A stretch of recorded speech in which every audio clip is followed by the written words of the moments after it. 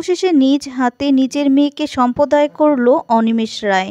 বিস্তারিত জানতে ভিডিওটিতে লাইক দিয়ে চ্যানেলটি সাবস্ক্রাইব করে দেখতে থাকো। 2 শালিকের আগামী পর্বে আমরা সবাই দেখতে পাবো মন্দিরে যখন আখিকে বিয়ে করতে আসে দেবা, তখনই ঠাকুরমশাই বলে ওঠে সম্প্রদায় কি করবে, এটা ছাড়া তো বিয়ে হবে না। যা শুনে চমকে যায় দেবা। বুঝতে পারছে না হঠাৎ করে কাকে আনবে এই সম্প্রদায় করার জন্য। চিন্তিত হয়ে পড়ে আখি ও দেবা। কিন্তু কিছুক্ষণের মধ্যেই দেখা যায় অনিমেষ রায় উপস্থিত হয়ে যায় আর বলে আমি করব, আমি সম্প্রদায় করব।